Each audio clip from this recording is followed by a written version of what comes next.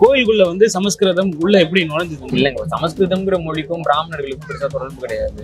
முதல்ல ஆரம்ப காலகட்டத்துல பாத்தீங்கன்னா பிராகிருதம் இயல்பா உருவான மாதிரி நம்ம ஒரு மொழியை உருவாக்கலாம்னு அதே பௌத்த சமணர்கள் தான் வந்துட்டு முயற்சி பண்றாங்க. இதுக்கு வந்துட்டு பக்தி ரீதியாகவும் சரி, அதாவது நம்முடைய தனிப்பட்ட நம்பிக்கையினுடைய அடிப்படையிலும் சரி, வரலாற்றின் அடிப்படையிலும் சரி, கோயிலுக்குள்ள வந்து சமஸ்கிருதம் நுழைந்ததுங்கிறது வந்துட்டு ஒரு அசம்பாவிதம் அப்படின்னு தான் நம்ம சொல்லணும். ஏன்னா இப்போ மக்களையும் கடவுளையும் பிரிக்கக்கூடிய ஒரு செயல் அது. நான் வந்து என்னுடைய கடவுள்கிட்ட என்னுடைய வேண்டுதலை வைக்கிறேன், அதுக்கு நடுவில் எனக்கு எதுக்கிட்ட ஒரு தரகர் தமிழ் இசைய கோவில்லேருந்து அப்புறப்படுத்திட்டு தெலுங்கு கீர்த்தனைகளை அவங்க கொண்டு வராங்க. அது போல தமிழ் மந்திரங்கள் அப்புறப்படுத்தப்பட்டு சமஸ்கிருத மந்திரங்கள் வர்றதுக்கும் பெரிய அளவுல வந்து அவங்க ஆதரவு கொடுத்துருக்காங்க. அவங்க காலகட்டத்தில் தமிழ் வந்து முழுமையாக வெளியேற்றப்பட்டது. இது தமிழுக்கு நேர்ந்த அநீதி, தமிழருக்கு நேர்ந்த அவமானம். சோழர் வரலாற்றை எழுதிய தொடர்ச்சியில எழுதினவங்க எல்லாருமே வந்துட்டு பெரும்பாலானவங்க வந்து தெலுங்கர்கள் தான். நீலகண்ட சாஸ்திரி அவர்கள் தெலுங்குல ஆரம்பிச்சு நிறைய பேர் எழுதியிருக்கிறாங்க. அவங்க எழுதுறப்போ அவங்களோட இனப்பாசத்தின் காரணமாக சில இடங்கள்ல வந்துட்டு தவறா வரலாறு வந்து குறிப்பிட்டிருக்காங்க. அதை வந்துட்டு தமிழர்களும் அவங்க படிச்சுட்டு பிற்கால சோழர்கள் வந்து தெலுங்கர்கள்னு சொல்றது வந்துட்டு ரொம்ப தவறான ஒரு கருத்து. மொழி வந்துட்டு வளமா இல்லாட்டி அவன் வந்துட்டு ஒரு மொழியை வந்து உருவாக்கிக்கிறான், இல்லை பயன்படுத்திக்கிறான். ஏன்னா இந்த சமஸ்கிருதம் பிராகிருதம் உருவான காலகட்டத்துல அவங்களுக்கு எழுத்தே கிடையாது. எழுதுவதற்கு லாய்க்கில்லாத ஒரு மொழியை வச்சிருக்கிறாங்க. அதனால அந்த மொழியை கலந்து ஓரளவுக்கு எழுதுறதுக்கு பேசுறதுக்கு ஒரு இயல்பான ஒரு மொழியை அவன் உருவாக்கிக்கிறான். சரி, கிமு 7வது நூற்றாண்டுல இருந்து தமிழ் மொழி இருக்கு, அன்னையில இருந்து நம்ம எழுதிட்டு இருக்கோம். சமஸ்கிருத மொழியை இன்னைக்கும் நீங்க எழுத முடியாது. அப்போ இவ்வளவு தகுதி வாய்ந்த ஒரு மொழிக்கு இணையாக எந்த தகுதியுமே இல்லாத ஒரு மொழியை உருவாக்குறாங்கிறது வந்து எந்த விதத்திலையும் ஏற்றுக்கொள்ளக்கூடிய கூற்று கிடையாது. சில பேருக்கு வந்து சமஸ்கிருதத்தை எப்படியாவது நியாயப்படுத்தணும், அதுக்காக வந்துட்டு அவங்க அந்த மாதிரி சொல்றாங்க. பாண்டியர்கள் வந்துட்டு சோழர்களை வெற்றி பெறாங்க, சோழர்களுடைய அரண்மனையை கோவத்தில் அடிக்கிறாங்க, ஆனா கோவில் அடிக்கல. பின்னாடி வந்தவர்கள் வந்து ஒருத்தவங்க நேர்மையா ஒழுங்கா ஆட்சி செஞ்சான்னா அவன் மேல தனி மனித காழ்ப்பு இருந்தாலும் கூட அவனுடைய அடையாளங்களை தமிழர்கள் அழிக்க மாட்டார்கள், நம்ம மரபு. ஆனா கலப்பிரர் ஆட்சி காலத்தினுடைய அடையாளம் நமக்கு கிடைக்க மாட்டேங்குது. பின்னாடி வந்துருக்கவங்க அழிச்சிருக்காங்கன்னு இருக்குல்ல. உலகம் முழுமைக்கும் பரவி வாழும் வள்ளுவம் வலைக்காட்சி சொந்தங்கள் அனைவருக்கும் வணக்கம். இன்று நம்மோடு நேரலையில் இணைந்திருக்கிறார் வரலாற்று ஆய்வாளர் மன்னன் மன்னர் அவர்கள். அண்ணா வணக்கம். நல்லா இருக்கீங்களா? நல்லா. தொடர்ந்து வந்து தமிழருடைய வரலாற்று மீது நிறைய பழி சொற்களும் இழி சொற்களும் வந்துகிட்டு இருக்குண்ணா. குறிப்பா சொல்ல போனோம்னா சோழர்கள் ஆட்சி, பொற்கால ஆட்சின்னு சொல்லக்கூடிய அந்த சோழர்களுடைய ஆட்சியை வந்து தெலுங்கருடைய ஆட்சின்னு சொல்றாங்க. அதாவது பிற்கால சோழர்கள் வந்து தெலுங்கர்கள்னு சொல்லிட்டு நம்மள தமிழ் தேசியத்தை சார்ந்த சில அறிஞர்களே கூட அப்படி பேசுறாங்க. உண்மையிலேயே சோழர்கள் ஆட்சி வந்து தெலுங்கருடைய ஆட்சி தானா, பிற்கால சோழர்கள் தெலுங்கர்கள் தானா? பிற்கால சோழர்களுக்கும் தெலுங்கர்களுக்கும் எந்த தொடர்பும் கிடையாது. என்னன்னா வந்துட்டு சோழர் வரலாற்றை எழுதிய தொடர்ச்சியில எழுதினவங்க எல்லாருமே வந்துட்டு பெரும்பாலானவங்க வந்து தெலுங்கர்கள் தான். நீலகண்ட சாஸ்திரி அவர்கள் தெலுங்குல ஆரம்பிச்சு நிறைய பேர் எழுதியிருக்கிறாங்க. அவங்க எழுதுறப்போ அவங்களோட இனப்பாசத்தின் காரணமாக சில இடங்கள்ல வந்துட்டு தவறா வரலாறு வந்து குறிப்பிட்டிருக்காங்க. அதை வந்துட்டு தமிழர்களும் அவங்க படிச்சுட்டு பிற்கால சோழர்கள் வந்து தெலுங்கர்கள்னு சொல்றது வந்துட்டு ரொம்ப தவறான ஒரு கருத்து. என்னன்னா விஜயாலய சோழனுடைய முன்னோர் யார் அப்படிங்கிற இடத்துல பாத்தீங்கன்னா ரொம்ப அவருடைய முன்னோரை பத்தி யாரும் பெருமையா சொல்ல மாட்டாங்க. என்ன காரணம்னா பல்லவருடைய எழுச்சிக்கு பின்னாடி சோழர்கள் வந்து சிற்றரசர்களா மாறுறாங்க. விஜயாலயனுக்கு பின்னாடி வந்த முன்னாடி இருந்த அரசர்கள்லாம் பாத்தீங்கன்னா அந்த சிற்றரசரா இருந்த அரசர்கள் தான். சோழ அரசர்களோட மரபு சேர்ந்தவங்களா இருந்தாலும் அவங்க சிற்றரசர்களா இருந்தாங்க. சரி, அப்ப பிற்கால சோழர்கள் வந்து அவங்களை பத்தி பெருமையா குறிப்பிடாம அதை தவிர்த்தாங்க. அதை வச்சுட்டு இந்த காலகட்டத்துல வந்துட்டு இவங்க அரசாட்சி இல்ல, இப்ப பல்லவர் ஆட்சி காலத்தோட அதெல்லாம் முடிஞ்சு போச்சு, திருப்பி ஆந்திராவில இருந்தா சோழர்கள் வந்தாங்கன்ற ஒரு தவறான கதை வந்து இங்க எழுதப்படுது. இங்க பாத்தீங்கன்னா விஜயாலய சோழனுக்கு முன்பாக இருந்த சோழர்கள் எல்லாம் பழையாறை என்று கும்பகோணத்துக்கு இன்னைக்கு பக்கத்துல அறியப்படக்கூடிய அந்த நகரத்துல தான் இருந்திருக்கிறாங்க. அந்த பழையாறை சோழர்கள் மரபுல இருந்த பல்வேறு அரசியலை பற்றி பல்வேறு குறிப்புகள் வந்து இன்னைக்கும் நமக்கு கிடைக்குது. இந்த பழையாறை அரச மரபை சேர்ந்த ஒற்றியூரான்கிற அரசருடைய பையன் தான் வந்துட்டு விஜயாலய சோழன். இது வந்துட்டு தமிழ்நாட்டுல வரலாற்று ரீதியாக நிரூபிக்கப்பட்டது. மற்றதெல்லாம் வந்துட்டு அவங்க கற்பனையா சொல்லக்கூடியதுதான். ஏன்னா நீங்க பாத்தீங்கன்னா ஆந்திராவில வந்துட்டு தெலுங்கு பேசக்கூடிய அரசர்களை நம்ம வந்து விரல் விட்டு எண்ணலாம். ஏன்னா இப்போ அவங்க வந்துட்டு சாதவாகனர்கள் வந்துட்டு தெலுங்கு அரசர்கள் அப்படின்னு சொன்னாலும் சாதவாகனர்கள் வந்துட்டு தெலுங்கு பேசல. ஏன்னா சாதவாகனர்கள் ஆட்சி காலகட்டத்தில் தெலுங்குன்ற ஒரு மொழி இருந்ததுக்கு எந்த ஆதாரம் கிடையாது. அவங்க ஆட்சி மொழி வந்து பிராகிருதம். அவங்களுடைய நாணயங்கள்லாம் பாத்தீங்கன்னா பிராகிருத மொழி தான் காணப்படும். வெள்ளி நாணயங்கள்ல 2 மொழி இருக்கும். அதுல வந்து முதலாவது மொழி பிராகிருதம், 2வது மொழி தமிழ். அவருடைய நாணயங்கள் பாத்தீங்கன்னா 6 நாணயங்கள் தமிழி நாணயங்கள் வந்து கண்டுபிடிக்கப்பட்டிருக்கு. அப்போ வந்துட்டு அப்ப தெலுங்கு இருந்துச்சுன்னா அவங்க தெலுங்குல காசு வெளியிட்டு இருக்க வேண்டியது தானே. ஆனா இவங்க சொல்றப்ப என்ன சொல்லுவாங்கன்னா அவங்க எல்லாம் வந்து தெலுங்கு அரசர்கள் அப்படின்னு சொல்லுவாங்க. அப்படியாக அந்த மரபு ஆரம்பிச்சு ஆந்திராவோடு எந்த அரசருக்கு வந்து சின்ன தொடர்பு இருந்தாலும், பொண்ணு எடுத்திருந்தாலும், பொண்ணு கொடுத்திருந்தாலும், ஒருவேளை வந்துட்டு அந்த பகுதியை சேர்த்து ஆட்சி செஞ்சிருந்தாலும் அவங்க எல்லாம் தெலுங்குன்னு சொல்லப்படக்கூடிய ஒரு மனப்பாங்கு வந்து அவங்கள்ட்ட வந்திருக்கு. அதனால அவங்க சொல்றாங்க, வழக்கமா எல்லாரையும் சொல்ற மாதிரி சொல்றாங்க, அதை வந்துட்டு இங்க இருக்கக்கூடிய தமிழர்களும் அப்படியே நம்புறதுன்றது அறியாமை அப்படிதான் நம்ம அதை பார்க்க முடியுது. கலப்பினர்கள்னு ஒரு குழு இருந்திருக்காங்க சோழர்களுக்கு முன்பு.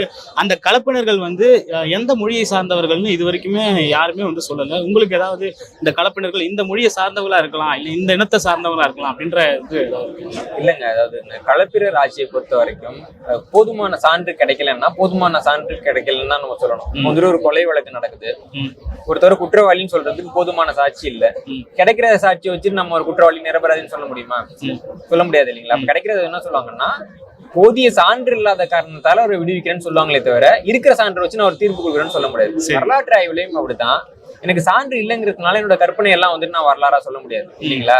இப்ப கலப்பிரர்களினுடைய மொழி என்னன்றதுல இன்னைக்கும் வந்துட்டு நிறைய முரண்பாடுகள் இருக்கு. ஏன்னா அவங்களுடைய கல்வெட்டு பாத்தீங்கன்னா அந்த பூலாங்குறிச்சி கல்வெட்டுன்னு ஒரு கல்வெட்டு, அது வந்து தமிழ் மொழியில் வெட்டப்பட்ட கல்வெட்டாக தான் இருக்குது. அது இல்லாம கலப்பிரர் காலத்தை சேர்ந்த செப்பேடுகள் எதுவும் நமக்கு கிடைக்கல, வேற எதுவும் வேற்றுமொழி கல்வெட்டுகள் எதுவும் கிடைக்கல. அப்போ கலப்பிரர் ஆட்சி வந்துட்டு நம்ம பாக்குறப்ப தமிழ் முறைப்படி இருந்ததானா கிடையாது. ஏன்னா கலப்பிரர் ஆட்சிக்கு முன்பாக ஆந்திராவில மட்டுமே காணப்பட்ட பிரம்மதேயம்ங்கிற வழக்கம் கலப்பிரர் ஆட்சி காலகட்டத்தில் தான் முதலாக தமிழகத்துல வருது. கலப்பிரர் ஆட்சி காலத்தை சேர்ந்த பூலாங்குறிச்சி கல்வெட்டுல பாத்தீங்கன்னா அது வந்து பிரம்மதேயம்ங்கிற சொல் காணப்படுது. அது மாதிரி பிரம்மதேய கிழவர் அப்படின்னு சொல்றாங்க ஒரு பிராமணர். பிரம்மதேய கிழவர்ன்றதுல என்ன நம்ம குறிப்பா கவனிக்க வேண்டியதுன்னா, பல்லவர் காலத்துல வந்துட்டு ஒருத்தவர் ஒரு நிலத்தை வந்துட்டு பிரம்மதேயமா வாங்கினாலும் கூட அது விற்கவே முடியாது. சோழர் காலத்துல ஒருத்தர் பிரம்மதேயம் வாங்கினாருன்னா அவருக்கு 9வது ஆண்டுல இருந்து அது வரி கட்டணும். ஆனா கலப்பிரர் ஆட்சி காலத்துல எப்படி இருக்குன்னா, நீங்க ஒரு நிலத்தை வந்து பிரம்மதேயமா வாங்குறீங்கன்னா நீங்க அதை வச்சுக்கலாம், வித்துக்கலாம். ஏன்னா அதனுடைய தனி உடைமையாக பார்க்கப்படும். இப்ப நிலக்கிழார்னா நில உரிமையாளர்னு பேரு. பிரம்மதேயம் வாங்குறவங்க உரிமையாளர் கிடையாது, பயன்பாட்டாளர்கள் தான் அதுல. புரியுதுங்களா? இப்ப கலப்பிரர் காலகட்டத்துல நிலத்தை வந்து உரிமையாக கொடுக்கக்கூடிய ஒரு மரபு இருக்கு. அந்த காலகட்டத்துல இந்த மரபு வந்து ஆந்திராவில மட்டும்தான் காணப்பட்டது. அப்போ மரபு ரீதியா பாக்குறப்போ ஆந்திர மக்களோட ரொம்ப ஒண்ணுபட்டு போறாங்க. சரி, அதனால அவங்க வந்துட்டு எந்த மொழியை சேர்ந்தவங்கன்னு கேக்குறப்போ அது சரியாக தெரியவில்லை என்பதுதான் சரியான பதிலாக இருக்க முடியும். ஏன்னா கலப்பினர் காலத்துல தமிழ் வந்து இருண்ட காலம்னு நம்ம சொல்றோம். ஆனா பல்லவர்கள் வந்து தமிழர்கள் இல்லைன்னு சில பேர் சொல்றாங்க. இருந்தாலும் அந்த காலத்துல வந்து பல நூல்கள் வந்து வெளியே வந்திருக்கு. ஆனா கலப்பினர் காலத்துல ஒரு தமிழ் நூல்களோ இல்ல தமிழ் அறிஞர்களோ வெளியே காணப்படல. அதனால திரும்ப இல்லைங்க. ஏன்னா அறநூல்கள்னு சொல்றோம் இல்லைங்களா? அறநூல்கள் வந்து கலப்பினர் காலம் அப்படின்னு தான் கருதப்படுது. அதே மாதிரி நீங்க பாக்குறப்ப ஆசாரக்கோவை அப்படின்னு ஒரு நூல் இருக்கும். தமிழ்நாட்டுல வந்துட்டு இந்த ஆச்சாரம்னு சொல்லுவாங்கல்ல, ஆச்சாரமா இருந்துக்கங்க அப்படின்ட்டு பிராமணன் நெறி, அதையும் வந்து வலியுறுத்துவதாக வந்த முதலாவது நூல் வந்துட்டு ஆச்சாரக்கோவை தான். இப்ப அந்த ஆச்சாரக்கோவைங்கிற நூல் வந்து பாக்குறப்போ அது கலப்பிரர் ஆட்சி காலத்தை சேர்ந்ததாகத்தான் இருக்க முடியும்னு நிறைய பேர் சொல்றாங்க. ஆமா, இப்ப அறநூல்கள்னு சொல்றோம் இல்லைங்களா? இப்போ உதாரணத்துக்கு ஒரு பையன் இருக்கான். அந்த பையன் வந்துட்டு அவங்க அம்மா பாராட்டுறாங்க. என்ன காரணம் இருக்கும் கேக்குறேன். ஒரு பையனும் அவங்க அம்மா பாராட்டுறாங்க. எதுக்காக பாராட்டும்? நல்ல செயல்கள் செஞ்சா பாராட்டுறாங்க. ஒரு பையனுக்கு அறிவுரை சொல்றாங்கன்னா கெட்ட செயல்கள் செஞ்சா அறிவுரை. அறநூல்கள்ங்கிற நூலினுடைய வேலை என்னன்னா அறிவுரை சொல்றது. இந்த தப்பெல்லாம் செய்யாதீங்க, இந்த பாவம் எல்லாம் செய்யாதீங்க, இதெல்லாம் தகுதி குறைவானது செய்யாதீங்க, இந்த தீயதெல்லாம் செய்யாதீங்க, இதை பண்ணியா நரகம் வந்துருங்கிறது அறநூல். சரி, இப்ப அந்த அறநூல் வந்து எந்த சூழ்நிலையில எழுந்திருக்க முடியும்? புரியுது இல்லைங்களா? அப்ப இதை வச்சு அந்த அறநூல்கள் இருந்த காலகட்டம் வந்து கலப்பிரர் ஆட்சி காலகட்டம்னா அப்ப இல்லாத ஒரு காலகட்டமாகத்தான் அது இருந்திருக்க முடியும் அப்படின்னு ஒரு கருதுகோள் முன்வைக்கிறாங்க. அதெல்லாம் நூல்கள் எழவில்லைன்னு சொல்லல. எழுந்த நூல்கள் வந்து கலப்பிர அரசர்களை பாராட்டுற அளவுக்கு அவங்க ஆட்சி இல்லை. புரியுது இல்லைங்களா? அப்படியாக கொஞ்சம் ஒரு மோசமான ஆட்சியாகத்தான் நம்ம அதை பார்க்க முடியுது. இன்னொன்னு பின்வந்தவங்க என்ன பண்ணிட்டாங்கன்னா அந்த ஆட்சியோட தொடர்புடைய சான்றுகள் எல்லாம் அழிச்சுட்டாங்கன்னு நம்ம பாக்குறோம். இப்ப பாத்தீங்கன்னா பாண்டியர்கள் வந்துட்டு சோழர்களை வெற்றி பெறாங்க. சோழர்களுடைய அரண்மனையை கோவத்துல அடிக்கிறாங்க. ஆனா கோவில் அடிக்கல. பின்னாடி வந்தவர்கள் வந்து ஒருத்தவங்க நேர்மையா ஒழுங்கா ஆட்சி செஞ்சான்னா அவன் மேல தனி மனித காழ்ப்பு இருந்தாலும் கூட அவனுடைய அடையாளங்களை தமிழர்கள் அழிக்க மாட்டார்கள், நம்ம மரபு. ஆனா கலப்பிரர் ஆட்சி காலத்தினுடைய அடையாளம் நமக்கு கிடைக்க மாட்டேங்குது. பின்னாடி வந்துருக்கவங்க அழிச்சிருக்காங்கன்னு இருக்குல்ல. அப்ப எதுக்காக அழிச்சிருப்பாங்கன்னு பார்த்தா கலப்பிரர் பேரு வெளியே தெரியக்கூடாதுன்னு அழிச்சிருப்பாங்கன்னா அது நம்ம நெறி கிடையாது இல்லைங்களா? அவ்வளவு மோசமாக ஏதோ ஒன்று அந்த காலத்துல நடந்திருக்கும், அதனால அது மறைக்கப்பட்டிருக்கும்னு கூட நம்ம பார்க்கலாம். இப்ப கலப்பிரர் ஆட்சி காலத்தை பொறுத்த வரைக்கும் வந்துட்டு இப்படியான கருதுகோள்கள் தான் இருக்கு. இப்படி இருக்கலாம் அப்படி இருக்கலாம்ட்டு உறுதியா சொல்வதற்கான சான்றுகள் இல்லை. இந்த தமிழ் பிராகிருதம் சமஸ்கிருதம் சொல்றாங்க. இந்த பிராகிருதம்ன்ற மொழியை பத்தி நிறைய பேர் பேசுறது இல்ல. உண்மையில அந்த மொழி அழிஞ்சிருச்சா இல்ல இருக்குங்களா பயன்பாட்டுல? இன்னும் பிராகிருதம்ங்கிறது வந்து தனிப்பட்ட மொழி கிடையாதுங்க. உதாரணத்துக்கு இப்போ கிமு 6ஆம் நூற்றாண்டுல பாத்தீங்கன்னா சமணம் பௌத்தம்னு 2 மதங்கள் வந்து இருந்தது. புத்தருடைய போதனைகள்லாம் பாலிங்கிற மொழியில தான் போதிக்கப்பட்டது. அதனால அந்த பாலி மொழியை வந்துட்டு பௌத்த மதத்தினர் வந்து அவங்க புனித மொழி மாதிரி எடுத்துப்பாங்க. அதே மாதிரி சமணத்துல பாத்தீங்கன்னா சூரசேனின்னு ஒரு மொழி இருக்கும். அது வந்துட்டு அவங்களுக்கு ஒரு புனித மொழியாக இருந்தது. இந்த பௌத்தமும் சமணமும் ஒன்னா வந்து கலக்கக்கூடிய இடங்கள் என்ன ஆகுது அப்படின்னா இந்த பாலியும் சூரசேனியும் ஒன்னா கலந்து கொஞ்சம் பாலி சொல் கொஞ்சம் சூரசேனி சொல் அந்த மாதிரி வந்து மற்ற மொழிகளும் கலந்து ஒரு மொழி வந்து ஒரு மொழி கலவை வந்து இயல்பா ஏற்படுது.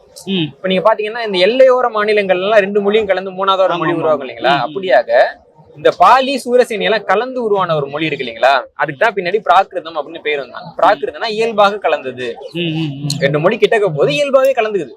அப்படி கலந்து உருவான மொழிக்கு பிராகிருதம்னு பேர். அது வந்து அப்ப அந்த 2 மதங்கள் வந்துட்டு ரொம்ப அதிகமாக இருந்த பொழுது வந்தது. அந்த பிராகிருத மொழி குடும்பத்தை சேர்ந்த நிறைய மொழிகள் வந்து வந்தது. இப்ப பௌத்த சமயம் எங்கெல்லாம் பரவுச்சு அவங்க எல்லாம் பாலி மொழியையும் பிராகிருதத்தை தான் தூக்கிட்டு போவாங்க. இப்ப சிங்கள மொழியில பாத்தீங்கன்னா பிராகிருதம் வந்துட்டு நிறைய சாயல் நமக்கு காணப்படும். அப்படிதான் அது பரவுச்சு. அந்த மொழி இன்னைக்கு அப்படியே இருக்கான்னா அப்படி சொல்ல முடியாது. ஏன்னா அது ஒரு முழுமையான மொழி கிடையாது. பிராகிருதத்தினுடைய அந்த மொழி குடும்பத்துல வந்த நிறைய மொழிகள் இன்னைக்கும் இருந்துட்டு தான் இருக்கு. சமஸ்கிருதம் வந்து தமிழர் சித்தர்களால தான் எழுதப்பட்ட மொழி. சமஸ்கிருதம்ன்றது சமமான மொழி அப்படின்னு சொல்றாங்க. அது தமிழுக்கு சமமான மொழின்னு பல சித்தர்கள் வந்து அதை இது பண்ணி பேசுறாங்க. அதை கேட்கறேன் உங்ககிட்ட. அது சமஸ்கிருதம் வந்து தமிழுக்கு மொழி வந்துட்டு வளமா இல்லாட்டி அவன் வந்துட்டு ஒரு மொழியை வந்து உருவாக்கிக்கிறான், பயன்படுத்திக்கிறான். ஏன்னா இந்த சமஸ்கிருதம் பிராகிருதம் உருவான காலகட்டத்துல அவங்களுக்கு எழுத்தே கிடையாது. எழுதுவதற்கு லாய்க்கில்லாத ஒரு மொழியை வச்சிருக்கிறாங்க. அதனால அந்த மொழியை கலந்து ஓரளவுக்கு எழுதுறதுக்கு பேசுறதுக்கு ஒரு இயல்பான ஒரு மொழியை அவன் உருவாக்கிக்கிறான். சரி, கிமு 7வது நூற்றாண்டுல இருந்து தமிழ் மொழி இருக்கு. அன்னையில இருந்து நம்ம எழுதிக்கிட்டு இருக்கோம். சமஸ்கிருத மொழியை இன்னைக்கும் நீங்க எழுத முடியாது. அப்போ இவ்வளவு தகுதி வாய்ந்த ஒரு மொழிக்கு இணையாக எந்த தகுதியுமே இல்லாத ஒரு மொழியை உருவாக்குறாங்கிறது வந்து எந்த விதத்திலையும் ஏற்றுக்கொள்ளக்கூடிய கூற்று கிடையாது. சில பேருக்கு வந்து சமஸ்கிருதத்தை எப்படியாவது நியாயப்படுத்தணும், அதுக்காக வந்துட்டு அவங்க அந்த மாதிரி சொல்றாங்கன்னு நான் பாக்குறேன். மொழியியல் ரீதியா வந்து இதை நம்ம ஏத்துக்க முடியாது. கோயிலுக்குள்ள வந்து சமஸ்கிருதம் உள்ள எப்படி நுழைஞ்சதுன்னா, இப்ப வந்து தமிழ்ல வந்து மந்திரம் ஓதுறப்போ நீங்க அந்த ஒரு வீடியோ பண்ணி பார்த்திருப்பீங்க. அதாவது தமிழ்ல இவர் போய் என்னோட பையனை வர சொல்லுன்னு சொல்லிட்டு கேட்கறப்போ அவர் வந்து தமிழ்லயே சொல்றாரு. அந்த பூசாரி சொல்றப்போ இதுக்கு நீ நானே இதை கேட்டுப்பல அப்படின்னு சொல்றப்போ அந்த விஷயத்துக்காக தான் சமஸ்கிருதத்தை உள்ள எடுத்துட்டு வந்தாங்களா, இல்ல அதுக்கு பின்னாடி வேற ஏதாவது ஒரு உள்நோக்கம் இருக்குன்னு நினைக்கிறீங்களா? இல்லைங்க, சமஸ்கிருதம்ங்கிற மொழிக்கும் பிராமணர்களுக்கும் பெருசா தொடர்பு கிடையாது.